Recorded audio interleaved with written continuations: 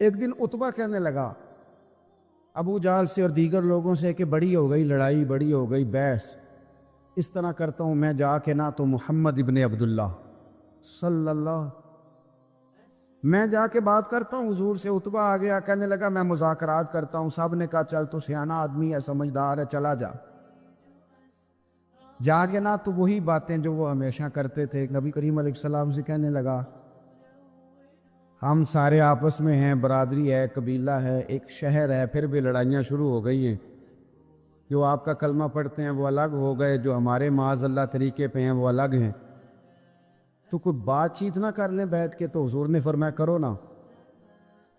کہنے لگا اگر آپ سرداری چاہتے ہیں تو ہم دیتے ہیں، اور اگر آپ مال و دولت چاہتے ہیں تو معاذ اللہ ہم دیتے ہیں، جو آپ کہتے ہیں ہم کرتے ہیں۔ کسی طرح کا بھی آپ کا مطالبہ ہے تو ہم پورا کرنے کو تیار ہیں، تو آپ بتا دیں ہم وہ کر دیتے ہیں۔ وہ بڑی اس نے لمبی چوڑی تقریر کی، جتنی آفر گنا سکتا تھا گنوائیں۔ کریم خاموش رہے۔ جب اس کی بات پوری ہو گئی تو حضور فرمانے لگے میں بھی کچھ بولوں؟ کہنے لگا بولیں۔ میرے نبی پاک نے قرآن پاک پڑھنا شروع کر دیے، چند آیتیں پڑھی، کھڑا تھا بیٹھ گیا، پھر اٹھ پڑا، کبھی ادھر جاتا ہے کبھی ادھر آتا ہے۔ حضور نے تلاوت ختم کی، کہا کوئی بات کرنی ہے؟ کہنے لگا نہیں مجھے اجازت دے دے۔ واپس گیا، جب گیا نا تو ابو جہل دور سے دیکھ کے کہنے لگا جو گیا تھا وہ تو عتبہ تھا، اور یہ جو آ رہا ہے یہ کوئی اور ہے، یہ کوئی اور ہے، یہ وہ نہیں ہے جو گیا تھا۔ واپس آیا تو کہا کیا طے ہوا؟ کہنے لگا یار طے کیا کرنا ہے، میں نے شاعر بھی دیکھے، کاہن بھی دیکھے، جادوگر بھی دیکھے، میں نے زمانہ گھوما ہے، اور جو قرآن وہ پڑھتے ہیں وہ بندے کا کلام نہیں، وہ رب کریم کا ہی کلام ہے، وہ اللہ کا کلام ہے، تم نہیں مقابلہ کر سکتے، تم باز آ جاؤ،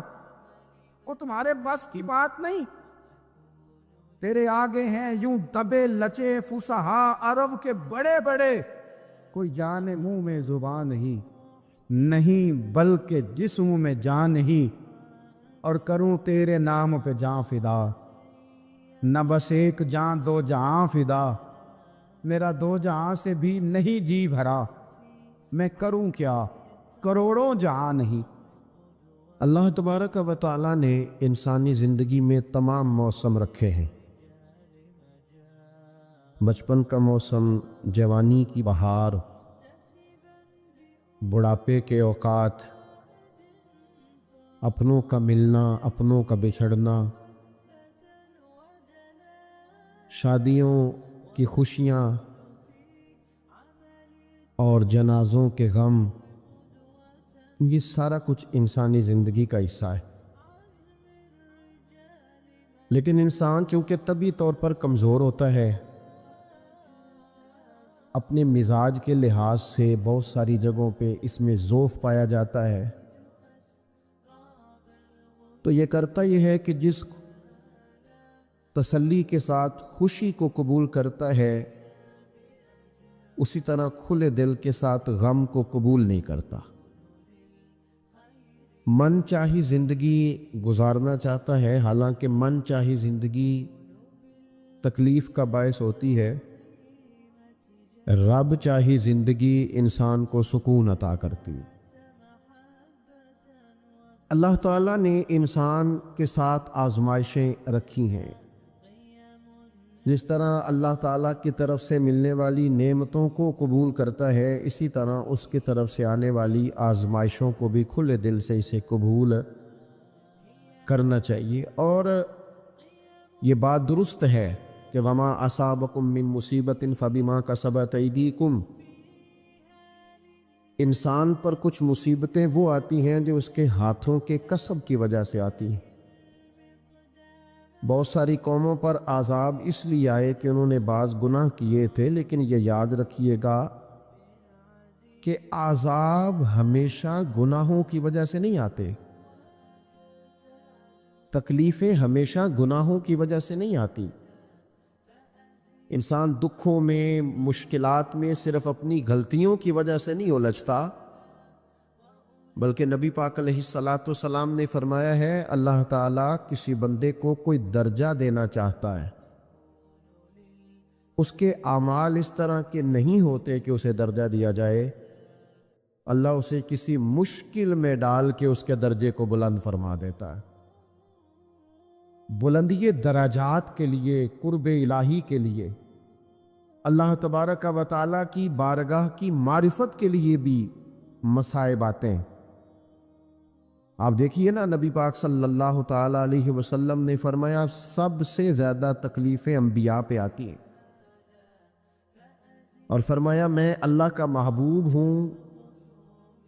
انبیاء کا سردار ہوں، میرے اوپر سب سے زیادہ تکلیفیں آئی ہیں، آزمائشیں آ جاتی ہیں، اور رب فرماتا ہے وَلَنَبْلُوَنَّكُمْ بِشَيْءٍ مِّنَ الْخَوْفِ وَالْجُوعِ،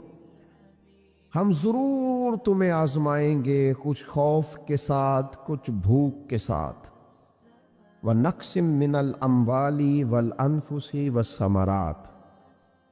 ضرور تمہیں آزمائیں گے پھلوں کی اور جانوں کی کمی کے ساتھ۔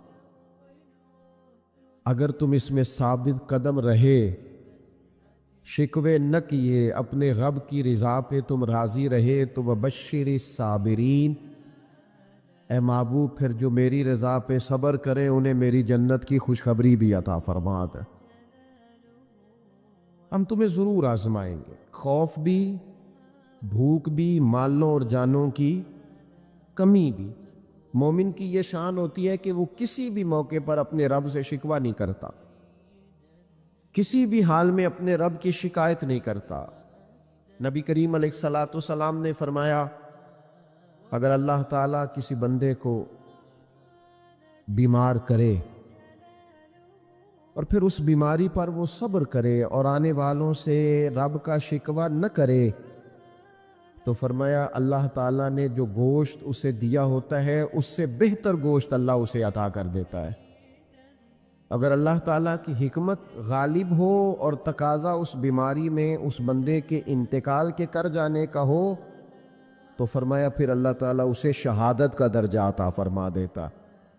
آزمائشیں آ جاتی ہیں، انسان پر مصائب آ جاتے ہیں، دکھ آ جاتے ہیں، تکلیفوں کا سامنا بندے کو کرنا پڑ جاتا ہے۔ اب یہ کہ اس میں اپنے دل کو، اپنی روح کو قرار دیا جائے، اپنے آپ کو اللہ کی رضا پہ کھڑا کیا جائے اور ان حوادث کا مقابلہ کیا جائے، ان چیزوں کو دیکھا جائے اور یہ غور کیا جائے کہ میرا رب اگر اسی بات میں راضی ہے تو یقیناً اس میں اللہ کی کوئی خاص حکمت ہوگی۔ قحط حضرت عمر کے زمانے میں بھی آ گیا تھا، بڑی مشکلات کا سامنا کرنا پڑا۔ تو ان مصائب میں انسان کو تھوڑا سا پہلے تو ہمت کرنی ہے، پھر اس میں کرنے کا جو کام ہے وہ یہ ہے کہ سب سے پہلا کام تو یہ ہے کہ اپنے رب کی بارگاہ میں کھل کے دعا مانگی جائے، اللہ تبارک و تعالیٰ کے حضور التجائیں کی جائیں، دعائیں کی جائیں، رب کریم کو منایا جائے۔ حضرت عمر فاروق رضی اللہ تعالیٰ عنہ کے زمانے میں جب قحط آیا تھا تو حضرت عمر نبی پاک علیہ السلام کے چچا کو حضرت عباس رضی اللہ تعالیٰ عنہ کو لے کے میدان میں نکلے تھے، اور کیا خوبصورت لفظ انہوں نے ترتیب دیے تھے، عرض کرتے تھے مالک پہلے ہم تیری بارگاہ میں محبوب پاک کو لے کے آیا کرتے تھے، آج محبوب نے ظاہری وصال کیا ہے تو تیرے محبوب کے چچا کو لے کے آئے ہیں، تو اے اللہ تو مہربانی فرما اپنے محبوب کے چچا کا صدقہ ہمیں بارش عطا فرما۔ تو بس حضرت عمر نے وہ دعا مانگی، حضرت عباس کو وسیلہ بنایا تو اللہ نے بارش عطا فرما دی۔ اچھا، پھر یہ دونوں چیزیں ہمیں حدیث صحیح میں ملتی ہیں۔ ایک نوجوان نے، ایک شخص نے آ کے حضور کی بارگاہ میں عرض کی یا رسول اللہ بارش نہیں ہوتی، دعا کر دیں، تو نبی پاک نے ہاتھ اٹھائے دعا کے لیے، اتنے ہاتھ بلند کیے کہ بغلوں کی سفیدی نظر آنے لگی۔ وہ کہتے ابھی محبوب کے دستے مبارک پوری طرح چہرے پر پھرے نہیں تھے کہ اللہ نے بارش عطا کر دی۔ پھر پورا ہفتہ بارش ہوتی رہی تو لوگوں کو اب بارش کی کثرت کی وجہ سے بعض مسائل بننے لگے تو وہ پھر حاضر ہوئے، عرض کی یا رسول اللہ دعا فرما دیں، اب تو کچھ مشکلات بڑھنے لگی ہے۔ تو حضور نے پھر ہاتھ اٹھائے، کہے اللہ اپنا فضل نصیب فرما، مہربانی فرما، کبھی بارش کی ضرورت ہوتی ہے اور کبھی بارشوں کا کثرت سے ہونا وہ تکلیف کا باعث ہو جاتا ہے بعض جگہوں پر۔ تو کہتے ہیں پھر حضور نے دعا فرمائی، ابھی چہرے پہ ہاتھ نہیں پھیرے تھے کہ مدینہ منورہ میں بارش ختم ہو گئی۔ تو سب سے پہلا اور ضروری کام ہمارا آج مزاج بن گیا ہے کہ ہم تبصرے کرتے ہیں، سیاست کرتے ہیں، اس پر بیٹھ کر اب ایک اور دور آ گیا ہے، ویڈیو بناتے ہیں، موبائل چلاتے ہیں، جو کہ بہت بڑا امتحان ہے ہمارے لیے کہ صرف 20 منٹ موبائل کو ہاتھ نہ لگائیں، بہت بڑا امتحان ہے۔ ہو سکتا ہے بہت سارے لوگ بڑی تکلیف میں آ جائیں کہ پورے 20 منٹ گزر گئے، اس پہ ویڈیو بنائیں گے، اس پہ کومنٹس کریں گے، اس پہ یہ کام ہم کرتے ہیں۔ حالانکہ اگر کوئی ایسی مشکل آ جائے تو شریعت نے ہمیں یہ سبق دیا کہ پہلے دعا، پہلے اللہ کی بارگاہ میں حاضری۔ اکبر الہ آبادی نے کہا تھا کہ مصیبت میں بھی اب یاد خدا ہم کو نہیں آتی، دعا منہ سے نہ نکلی، جیبوں سے عرضیاں ہی نکلی۔ ہم محکموں میں درخواستیں دیتے ہیں لیکن دعا کی طرف بڑھتے، بڑا خوبصورت کام ہے۔ سب سے پہلے تو یہ کریں کہ وہ جو ہمارے بھائی تکلیف میں ہیں، مجبوری میں ہیں، ان کے لیے اپنے رب کی بارگاہ میں عرض کریں کہ مالک، قدرتوں کا مالک تو تو ہے، ہر چیز تو تیرے دست کرم میں ہے، اور تو کریم اتنا ہے کہ بندوں پہ تو غضب نہیں زیادہ فرماتا، رحمت ہی زیادہ فرماتا ہے، اور تیری رحمت تیرے غضب پر غلبہ رکھتی ہے، اس لیے مالک تو کرم فرما، اور یہ جو لوگ ہیں تو انہیں اپنے فضل سے ہی آسانی عطا فرما تاکہ اس مشکل سے نکل آئیں۔ جن دنوں قحط آیا تھا نا مکہ مکرمہ مدینہ طیبہ میں حضرت عمر کے زمانے میں، تو حضرت عمر فاروق فرماتے میں نے بغیر گھی کے کبھی کھانا نہیں کھایا تھا، لیکن میں نے قسم اٹھا لی تھی کہ جب تک سب لوگوں کو راشن کھانا میسر نہیں آتا میں بھی گھی نہیں کھاؤں گا۔ یہ جو اضافی اخراجات ہیں، ایڈوانس گاڑیاں بک کرانا، نئے ماڈل کے موبائل خریدنا، یہ جو ہمارے صرف ناز نخرے ہیں، صرف ان کو تھوڑا سا کلوز کر لو۔ عجیب بات ہے نا، عجیب ظلم ہے نا، ایک بچہ رات کو اس لیے کھانا نہیں کھا رہا کہ اس کی مرضی کا پکا ہوا نہیں، اور ایک طرف میرے ہی وطن میں اس ویڈیو نے بھی میری چیخیں نکلوا دی جس میں ایک بیٹی، اور اس کی عمر بھی بالکل اتنی ہے جتنی میری بیٹی کی عمر ہے، اس سے وہ صحافی پوچھتا ہے، پاؤں اس کے ننگے ہیں اور پاؤں پہ کیڑے چڑھ رہے ہیں، تو اس سے پوچھتا ہے پتر کیا چاہیے؟ وہ کہتی ہے صرف روٹی کھانی ہے، کوئی مطالبہ نہیں، کوئی مطالبہ نہیں، روٹی دا دکھ نہ پوچھو، یہ روٹی بندہ کھا جا دیجئے، روٹی بندہ کھا جاتی۔ اللہ کریم نے فرمایا وَتَعَاوَنُوا عَلَى الْبِرِّ وَالتَّقْوَىٰ، جب تقوی اور پرہیزگاری کا معاملہ ہو تو ایک دوسرے کے ساتھ تعاون کرو، ایک دوسرے کے ساتھ تعاون کرو، ایک دوسرے کا آگے بڑھ کے بازو تھامو، خیر کے کاموں میں ایک دوسرے کی مدد کرو، آگے نکلو۔ ہو جاتا ہے کبھی کبھی ایسا کہ ایک بھائی کے پاس بہت زیادہ مال ہوتا ہے، دوسرے کے پاس کم ہوتا ہے، اور نبی پاک صلی اللہ تعالی علیہ وسلم نے ارشاد فرمایا کہ یاد رکھنا اللہ تبارک و تعالی اتنی دیر تک تمہاری مدد کرتا ہے جب تک تم اپنے بھائی کی مدد کرتے رہتے ہو، اللہ تمہارا مددگار رہتا ہے۔ دیکھیے حضرت سیدنا آدم علی نبینا علیہ الصلاۃ والسلام سے ایک خطائے اجتہادی ہو گئی، اللہ تبارک و تعالی نے ایک درخت کے پاس جانے سے منع کیا تھا، لیکن مشیت ایزوی کے حضرت آدم وہاں چلے گئے۔ اور پھر جب انہیں محسوس ہوا نا کہ میرا رب ناراض ہو گیا ہے اور وہ زمین پہ تشریف لے آئے، تو 300 سال انہوں نے رو کے گزارے۔ یہاں تو خشک ہو گئی ہیں لوگوں کی آنکھیں۔ اب بھی لوگ ٹی وی کی خبروں پر زیادہ توجہ دیتے ہیں، لوگ ظاہری اسباب پر زیادہ نظر رکھتے ہیں۔ 300 سال جناب آدم علیہ السلام نے رو کے گزار دیے، 300 سال۔ اور پھر دونوں نے، قرآن مجید فرماتا ہے کہ دونوں نے، جناب آدم نے، حضرت حوا نے کہا، وقالا، دونوں نے کہا، ربنا ظلمنا انفسنا، اے اللہ ہم نے خود ہی اپنا برا کیا، وَإِن لَّمْ تَغْفِرْ لَنَا، اگر تو نے ہمیں معاف نہ کیا، لَنَكُونَنَّ مِنَ الْخَاسِرِينَ، تو اللہ ہم نقصان اٹھانے والوں میں سے ہو جائیں گے۔ اللہ کو منایا، اس کی بارگاہ میں آہوزاری کی، گڑ گڑائے،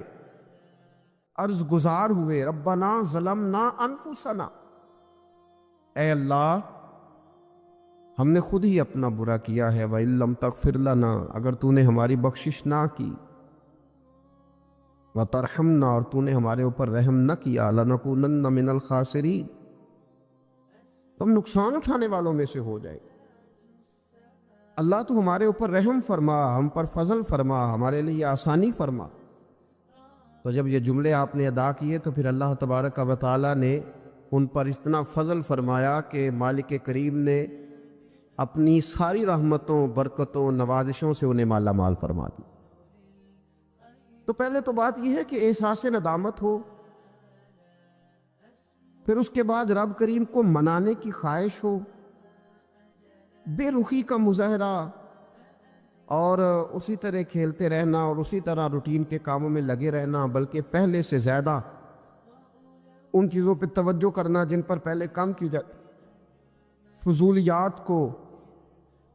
اپنے معاملات کا حصہ بنا لینا، لوڈو پہلے سے زیادہ کھیلی جانا، شطرنج کی بازیاں لگنا، اور فلم اور ڈراموں پر توجہ بڑھا لینا، گیمیں کھیلنے لگنا، بجائے اس کے کہ اللہ نے اوقات دیے ہیں تو اس میں رب کو منایا جائے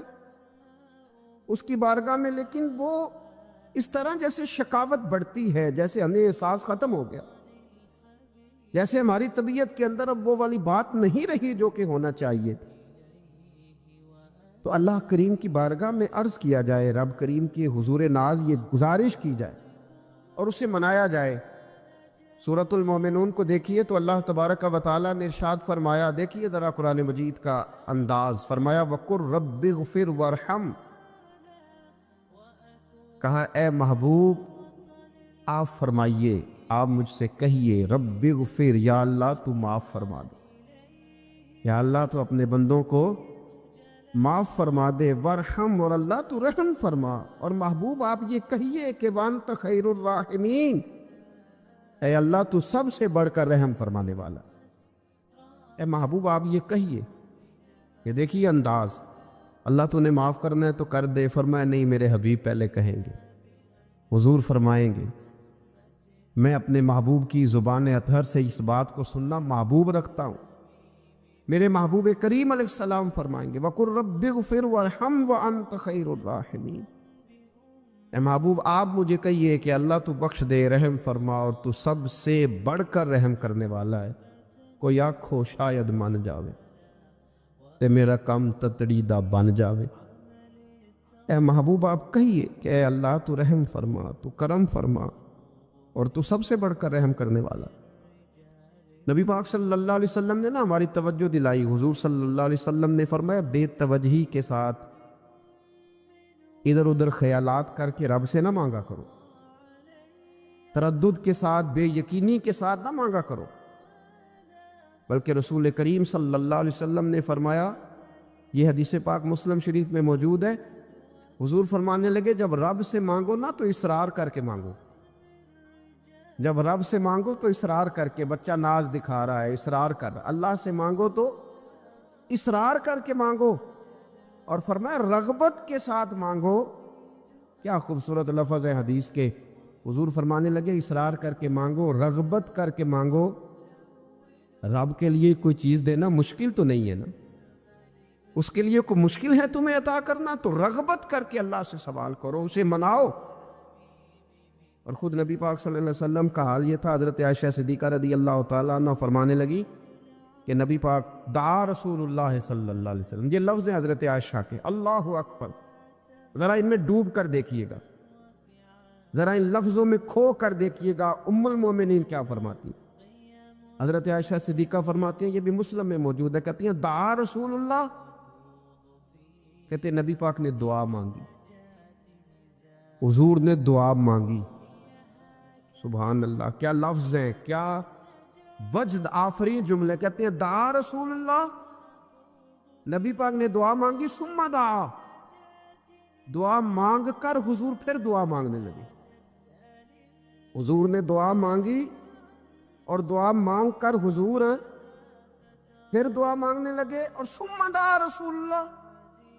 تیسری دفعہ فرماتی ہیں، کہتی ہیں حضور نے دعا مانگی اور دعا مانگ کر پھر دعا مانگنے لگے، یعنی حضور نے دعا مانگی اور پھر دعا مانگی اور دعا ختم ہو گئی تو تیسری دفعہ پھر دعا مانگی، یعنی حضور نے مانگا۔ کیا کہا حضرت نے، فرمانے لگے مانگیں گے مانگے جائیں گے، منہ مانگی پائیں گے، سرکار میں نہ لا ہے نہ حاجت اگر کی ہے،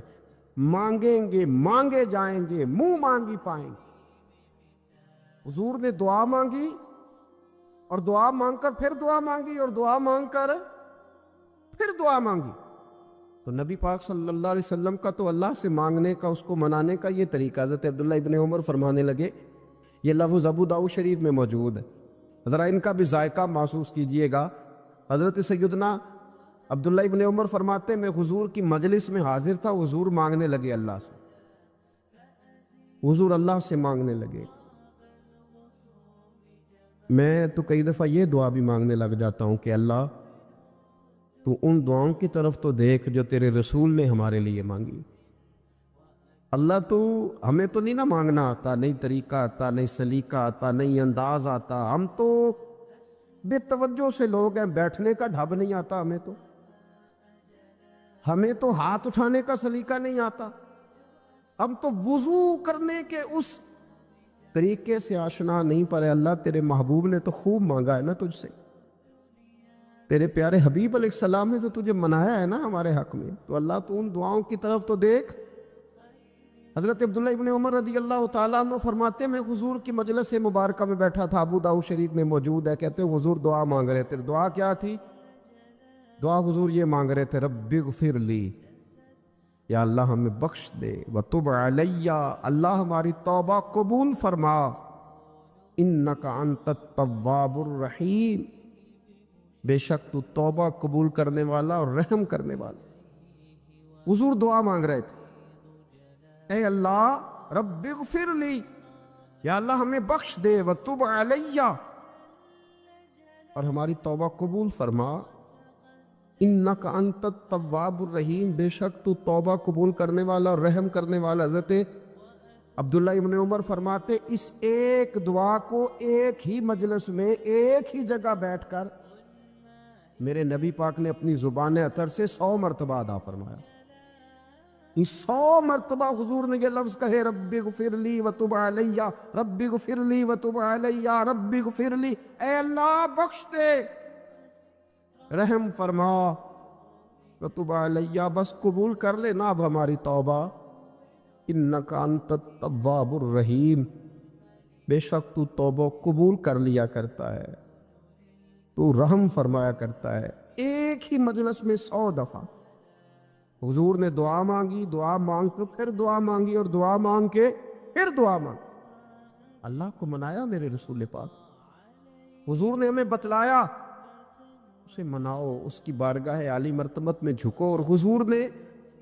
خود بھی یہ طریقہ ہمارے سامنے بطور سنت کے چھوڑا، اور پھر نبی پاک صلی اللہ علیہ وسلم نے آگے بڑھ کے ہمیں کچھ اور باتیں بھی ارشاد فرمائی۔ حضور نے ہمیں بتلایا کہ پچھلے لوگ اپنے رب کو کیسے مناتے تھے، وہ کس طرح اس کے حضور ناز عرض کرتے تھے۔ حضور نے ہمیں اللہ کو منانے کے طریقے بھی بتلائے، فرمایا جب ماں باپ دعا مانگیں گے اولاد کے حق میں تو وہ مان جائے گا۔ حضور علیہ السلام نے فرمایا جب مسافر دعا مانگے گا تو اللہ مان جائے گا۔ فرمایا میرے رسول کریم نے جب بیمار دعا مانگے گا تو اللہ مان جائے گا۔ اور سید عالم علیہ السلام فرمانے لگے جب تمہارے ضعیف، کمزور، مجبور لوگ دعا مانگیں گے تو اللہ مان جائے گا۔ اور حضور نے فرمایا جب تم فرض ادا کر کے دعا مانگو گے تو اللہ مان جائے گا۔ اور میرے محبوب نے فرمایا جب پچھلی رات اٹھ کے تم اس کے حضور عرض کرو گے تو وہ تمہاری دعاؤں کو قبول کر لے گا، وہ تو مان جائے گا۔ اور حضور نے ہمیں دن بتائے، فرمایا جمعے والے دن مانگنا مان جائے گا، شب قدر کو مانگ لینا مان جائے گا، شب برات میں دعائیں کرنا وہ مان جائے گا، رمضان کی راتوں میں مانگنا مان جائے گا، قرآن پاک کے ختم کے موقع پر دعا کرنا مان جائے گا۔ طریقے بتلائے۔ اب یہ ہے کہ ہم نے تو مانگنا تھا نا اس کی بارگاہ میں، ہم نے تو حاضر ہونا تھا، ہم نے تو جانا تھا۔ اب ہم نے آگے بڑھنا ہے، اس کے حضور عرض کرنا ہے۔ حضور نے ہمیں بتلایا کہ مومن متقی ہوتا ہے نا، پرہیزگار ہوتا ہے، اس نے کچھ نیکیاں بھی کی ہوتی ہیں، جس طرح اسے اپنے گناہوں کا پتہ ہوتا ہے نا، اسے پتہ ہوتا ہے کہ نہیں یار فلاں کام میں نے فقط اللہ کی رضا کے لیے کیا ہوا ہے، وہ میرا اور میرے رب کا راز ہے۔ فرمایا جب تم بڑے الجھ جاؤ نا، جب تم بڑی آزمائش میں آ جاؤ اور جب تم سمجھ لو کہ اب میں بڑی تکلیف میں آ گیا ہوں، تو پھر ایک طریقہ حضور نے ہمیں اور بھی بتلایا مانگنے کا، ایک اور طریقہ بھی بتلایا، اور وہ روایت صحیح مسلم میں موجود ہے۔ راوی حضرت عبداللہ ابن عمر رضی اللہ تعالیٰ عنہ، حضور فرماتے ہیں 3 لوگ سفر کر رہے تھے۔ یہ آپ اندازہ فرمائیے صحیح مسلم کی حدیث ہے، ذرا حضور کے سمجھانے کا ایک یہ رنگ بھی ہے اللہ کو منانے کا، ایک یہ انداز بھی ہے اس کی بارگاہ میں گزارشات پیش کرنے کا، یہ بھی ایک طریقہ حضور نے ہمیں بتلایا۔ اگرچہ اپنی نیکیوں کو چھپانا چاہیے، نیکیاں جو چھپی ہوئی ہوتی ہیں وہ قیمتی ہوتی ہیں، وہ قیمتی چیزیں ہوتی ہیں جو لوگوں نے چھپا کر کے رکھی ہوتی ہیں۔ حضرت عبداللہ ابن عمر فرمانے لگے کہ نبی پاک صلی اللہ علیہ وسلم فرماتے ہیں 3 لوگ سفر کر رہے تھے، رستے میں طوفان آ گیا، تیز بارش شروع ہو گئی، تو حضور فرماتے ہیں وہ تینوں بارش سے بچنے کے لیے ایک غار میں چھپ گئے۔ ان کو پتہ ہے پرانے زمانے کے اندر غاریں ہوتی تھیں، اور لوگ جب سفر کرتے تھے لمبے تو پتھروں اور پہاڑوں کے بیچ میں سے سفر کرتے تھے، وہ غار کے اندر چلے گئے۔ اب چونکہ طوفان بہت زیادہ تھا، جب وہ غار کے اندر چلے گئے تو اللہ کے پیارے حبیب صلی اللہ علیہ وسلم فرماتے ہیں پتھر اوپر سے لڑکتا ہوا آیا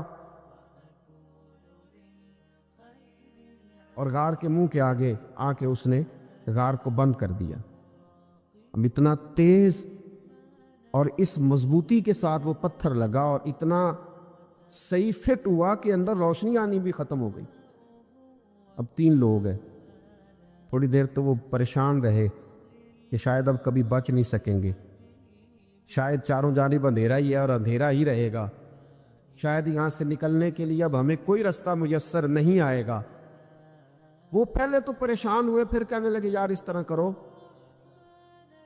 ذرا غور کیجئے گا میری بات پہ۔ فرمایا اس طرح کرو، اگر کوئی زندگی میں نیکی کی ہے نا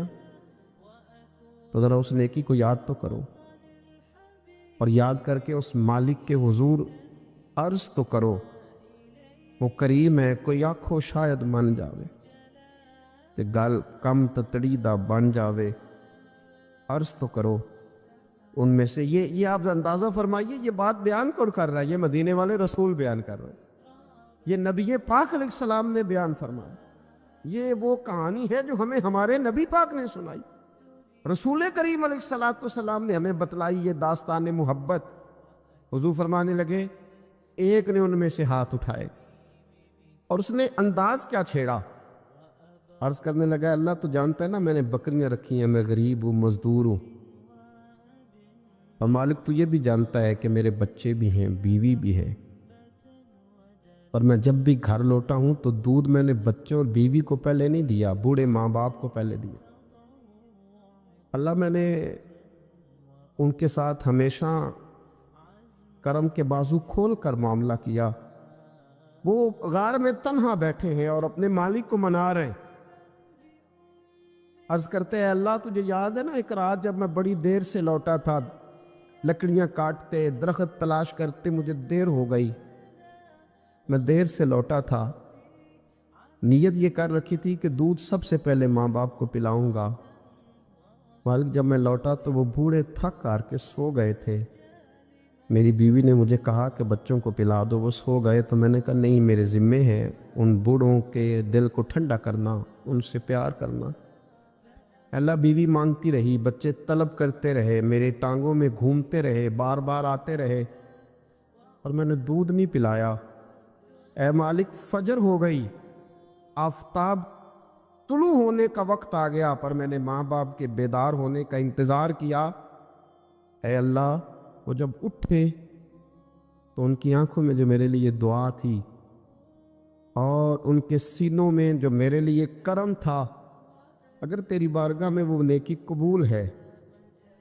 تو مالک پھر رحم فرما، میں اس مشکل سے آسانی عطا فرما۔ سنو سنو، رسول کریم صلی اللہ علیہ وسلم فرماتے ہیں کہ اس بندے کی دعا مکمل ہوئی تو پتھر تھوڑا سا سرک گیا، اور اتنا سرکا کہ آسمان نظر آنے لگا۔ جس نے ماں باپ کو منایا ہے، ان سے پیار کیا ہے، پھر یہی بات وسیلہ بن جائے گی رب کے ماننے کا، پھر یہ وسیلہ بنے گی، اللہ اس سے مان جائے گا۔ پھر رسول کریم صلی اللہ علیہ وسلم فرمانے لگے، دوسرا بولا اور عرض کرنے لگا کہ اے اللہ تو جانتا ہے مجھے اپنے چچا کی بیٹی بھانے لگی تھی، میں اس کی طرف رغبت کرنے لگا تھا، اور میں نے جب اس سے جا کے ارادہ کیا کہ میں تیرا طالب ہوں، تو اس نے مجھے کہا کہ پہلے 100 دینار لاؤ بانا، تو اللہ میں نے مشقت کر کے 100 دینار جمع کیے، اور جب میں پوری طرح اس پر حاوی ہو گیا، وہ میرے قبضے میں آ گئی اور گناہ کا میں نے ارادہ کر لیا، تو اس عورت کے منہ سے ایک جملہ نکلا کہ اللہ سے ڈر۔ اے مالک وہ میرے قبضے میں تھی، اے اللہ میں گناہ پر قادر تھا، میں چاہتا تو گناہ کر لیتا، لیکن جب اس نے تیرا نام لے کے کہا نا کہ اللہ سے ڈر، اللہ میں ڈر گیا، میں اسے چھوڑ کے آ گیا۔ اگر تجھے یہ بات پسند ہے تو پھر نکال دینا اس مشکل سے، پھر کر دینا کرم۔ اللہ میری بھی تو چڑھتی جوانی تھی نا، میں بھی تو سب کچھ کر سکتا تھا، پر تیرے لیے، تیری خاطر میں لذت گناہ سے باز رہا، تو اللہ تو رحمت فرما دے۔ حضور فرماتے ہیں اس کی دعا مکمل ہوئی تھی کہ پتھر تھوڑا اور سرک گیا۔ پھر تیسرا بولا، اور اس نے بول کے کہا اے اللہ ایک مزدور کو، ایک دیہڑی دار کو، ایک غریب کو میں نے کام پہ رکھا ہوا تھا، یہ تیرا اور میرا راز ہے اللہ۔ وہ مزدور، وہ دیہڑی دار میرے پاس کام پہ لگا تھا، کچھ چاول میں نے اس کی اجرت مقرر کر دی کہ تو کام مکمل کرے گا تو میں تجھے دوں گا۔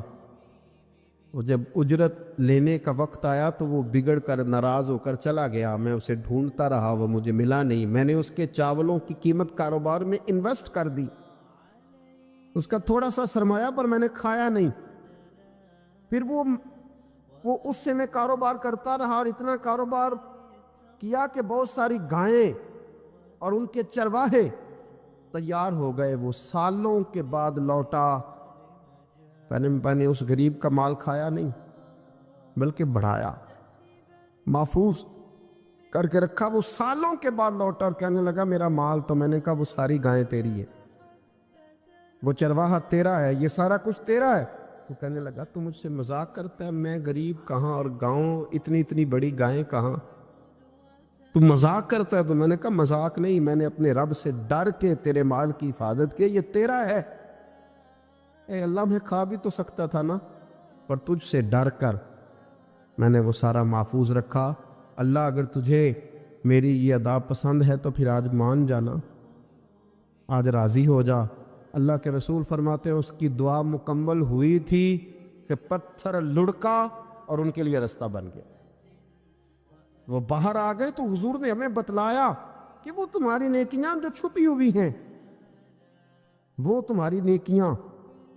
جو تم نے خالص اللہ کی رضا کے لیے کی ہیں، ان نیکیوں، ان اعمال کا وسیلہ بھی تمہارے رب کے ماننے کا ذریعہ بن جائے گا۔ اس کو منایا جائے، اس کے حضور حاضری دی جائے، اس سے بخشش کا سوال کیا جائے۔